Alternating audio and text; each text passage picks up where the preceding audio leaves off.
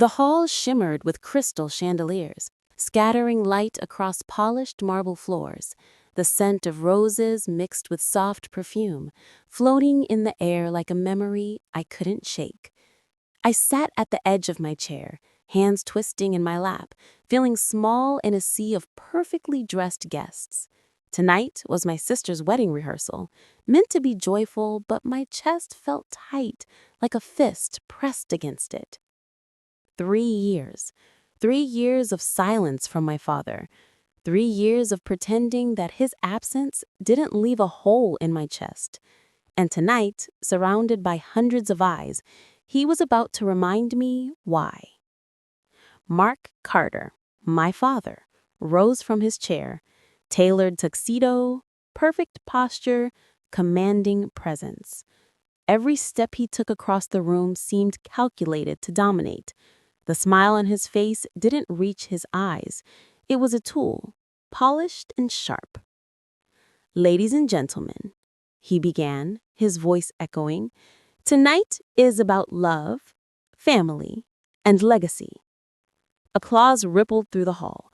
My sister, Victoria, glowed in her blush-colored gown, radiating innocence and joy. I smiled faintly, forcing composure I didn't feel. Then his gaze landed on me. Cold, piercing. My stomach sunk as if gravity had shifted beneath me. "As for my younger daughter," he said, voice cutting through the chatter, "she still hasn't shown the promise expected from the Carter name. And the man at her side—" The room fell into silence, so thick it pressed against my ears. My heart thundered. Daniel squeezed my hand, a tiny gesture that anchored me to reality. "Do you know what failure looks like?" My father's tone was sharp, almost gleeful in its cruelty. "It looks like a daughter who can't uphold the family name, and a fiancé who doesn't belong here." I felt every eye on me, every whispered judgment like needles against my skin. My throat tightened. Tears burned my eyes, but I blinked them back, forcing my smile into a mask. Then Daniel stood. Calm, solid, unshakable. "Mark, that's enough," he said, his voice carrying a weight that silenced even the murmurs in the hall. My father's eyes flicked to him, surprise morphing into irritation. "And who are you to tell me what's enough?" "I'm the man who loves Emily," Daniel said, unwavering, "and I will not let you humiliate her, not tonight, not ever." The room seemed to hold its breath. For the first time in years, I felt a flicker of hope, not for myself, but for Daniel. Mark laughed, but it was brittle, hollow, a sound that betrayed his discomfort. I noticed a small tremor in his hands, the kind of flaw a powerful man tries to hide. He was used to control. Daniel, calm and fearless, had just shattered it. "I suggest you sit down," Daniel added, voice steady as a heartbeat. Mark's lips tightened. His hands trembled slightly. I felt my chest loosen a fraction, hope flickering in the corners of my mind. I had lived 3 years of walking on eggshells, hiding my ambition, burying my dreams, fearing that any misstep would push him further away. And yet, in that moment, I realized something profound. Someone had my back. Someone would stand for me when I couldn't stand for myself. Daniel's eyes met mine, and I saw it there. The calm confidence, the unspoken promise that he would never let me fall alone. My heart swelled, both with love and with awe. I didn't know it then, but Daniel held a secret that could change everything. And my father, the man who had defined my childhood with authority and fear, was about to discover he had underestimated him completely. The silence in the hall was suffocating. Every guest leaned in, sensing the tension, the invisible battle lines drawn between past and present. I could feel my pulse hammering, my breaths shallow, my mind racing through every memory of my father's judgment, his expectations, the countless times I had been silenced by his authority. And then, unexpectedly, I smiled. Not the forced, small smile I had practiced in mirrors, but a real one. A smile born of relief, anticipation, and the tiniest spark of rebellion. The next few moments stretched like hours. Mark tried to regain control, opening his mouth, fumbling for the words that would assert his dominance. But Daniel didn't flinch. Not once. His presence alone was a shield, a barrier against the emotional storm my father tried to unleash. In that instant, I realized something else. The humiliation, the fear, the years of silence, they had all shaped me, made me resilient. And now, with Daniel by my side, I was no longer alone. I could face my father, not as a frightened child, but as a woman who had fought for her life, her dignity, and her happiness. I didn't know what Daniel's secret was, but a flicker of certainty settled in my chest.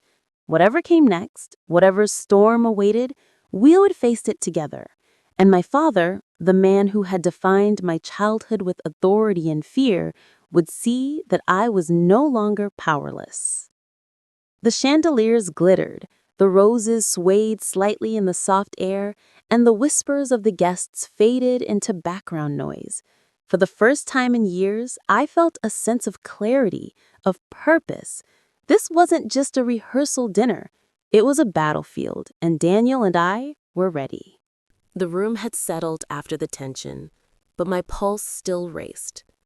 Daniel's hand found mine under the table, a quiet anchor. I glanced at him, searching his eyes, and that's when I saw it, a flicker of something he had been holding back. "Emily," he whispered, leaning close, "there's something you need to know about tonight and about your father." My stomach twisted. I had already feared what it might be, yet curiosity burned brighter than fear. "He's hiding something," Daniel continued, his voice barely audible over the low hum of conversation. "And I know exactly what it is." I felt a shiver run down my spine. My father, the man who had once dictated every part of my life, now stood unknowingly on the edge of revelation. I tried to focus on my breathing, steadying myself. "You've been protecting me all these years," I said softly, my voice thick with emotion, "even when I didn't know it." Daniel nodded, squeezing my hand.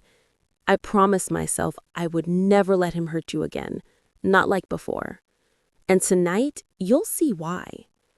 The room seemed to hold its breath as Mark took another step forward, his gaze locked on me. The whisper started again, quiet, tense. He still believed he controlled the narrative, but he didn't know that the game had changed. Then Daniel moved, subtly, placing himself between my father and me, not aggressively, not with anger, but with the calm authority that demanded attention. "Mark," Daniel said, voice firm, unwavering, "it's time you face the truth." My father froze. The perfectly rehearsed air of superiority faltered, and I saw it, the first crack in his armor. "You think you know everything about me," Daniel continued, "but you don't. You think your words still have power, but they don't. Not tonight." I watched as the color drained from my father's face, his eyes narrowing, trying to gauge the threat. He had underestimated Daniel, and for once, I felt a surge of hope that wasn't just wishful thinking. "You've been protecting me all these years," I said softly, my voice trembling but steady, "even when I didn't know it." Daniel nodded, squeezing my hand. "I promised myself I would never let him hurt you again, not like before. And tonight, you'll see why." The room seemed to hold its breath as Mark took another step forward, his gaze locked on me. The whisper started again, quiet, tense. He still believed he controlled the narrative, but he didn't know that the game had changed. Then Daniel moved, subtly, placing himself between my father and me. Not aggressively, not with anger, but with a calm authority that demanded attention. "Mark," Daniel said, voice firm, unwavering, "it's time you face the truth." My father froze. The perfectly rehearsed air of superiority faltered, and I saw it, the first crack in his armor. "You think you know everything about me," Daniel continued, "but you don't. You think your words still have power, but they don't. Not tonight." I watched as the color drained from my father's face, his eyes narrowing, trying to gauge the threat. He had underestimated Daniel, and for once I felt a surge of hope that wasn't just wishful thinking. "You've been protecting me all these years," I said softly, my voice trembling but steady, "thinking I wasn't good enough, that I had failed you. But Daniel has shown me something I couldn't see before, that I am stronger than your opinions, stronger than your expectations." My father's lips tightened, his jaw working as he tried to find a response. But before he could speak, Daniel revealed it. "I know about the contract. The one you tried to use against Emily's career, against her life. The one you hid from everyone." A gasp escaped my mouth. The guests looked around, confusion rippling through the room. My father's eyes widened in disbelief, realization dawning too late. "You don't," he started, voice faltering. "I do," Daniel said, "and tonight everyone will know." I felt my chest tighten, the weight of years of silence and humiliation finally pressing down. But this time, I wasn't alone. Daniel's presence was like a shield, steadying me, giving me courage I hadn't known I had. "You can't control me anymore," I said, letting the words flow, each one breaking a chain I had carried for years. "Not now. Not ever." The hall was silent. Every guest was watching, sensing the invisible battle that had been waged in whispers, in silences, in hidden manipulations. My father's face hardened, his pride warring with the dawning truth. For the first time, I saw fear there, the fear of losing control, of being exposed, of being powerless. Daniel reached into his pocket and pulled out a folder. Inside were documents, emails, messages, proof of every manipulation, every lie, every attempt to sabotage me. The evidence was irrefutable. "This is why I've protected her," Daniel said, holding the folder up. "Not because she needed saving from life, but from you, from your arrogance, your control, your fear of losing face." My father's hands trembled. He looked at the folder, at the evidence, and then at me. His voice, once commanding and sharp, was now uncertain, almost fragile. I never meant it for it to go this far," he said, a tremor in his words betraying years of unspoken regret. "It went too far," I whispered, tears welling in my eyes. "And you made me suffer in ways you can't imagine. But tonight, it ends. The silence ends. The manipulation ends." For a moment, the room was suspended in time. The chandeliers glimmered, the murmurs faded, and the air seemed to hold its breath. Then something unexpected happened. My father's shoulders slumped, his pride giving way to a raw, human vulnerability I hadn't seen in years. I'm sorry," he said, voice cracking. "I should have seen, I should have listened. I I stepped forward, closing the distance between us. "It's not too late," I said softly. "We can still fix this. We can still find each other again." Daniel remained by my side, silent but supportive, a steady presence. The guest watched, captivated by the raw, unfiltered emotion, the long-suppressed truths finally surfacing.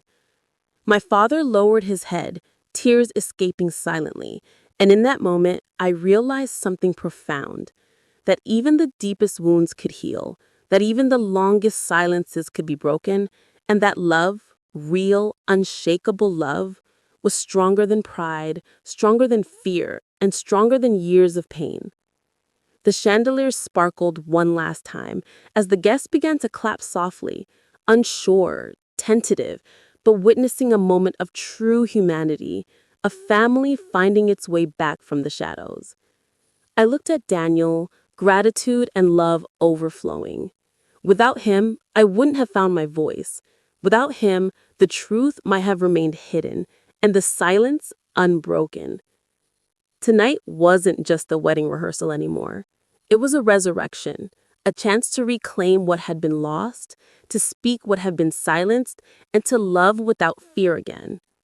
And as I held my father's hand, feeling the warmth of his tentative forgiveness, I knew this was the beginning of our real story.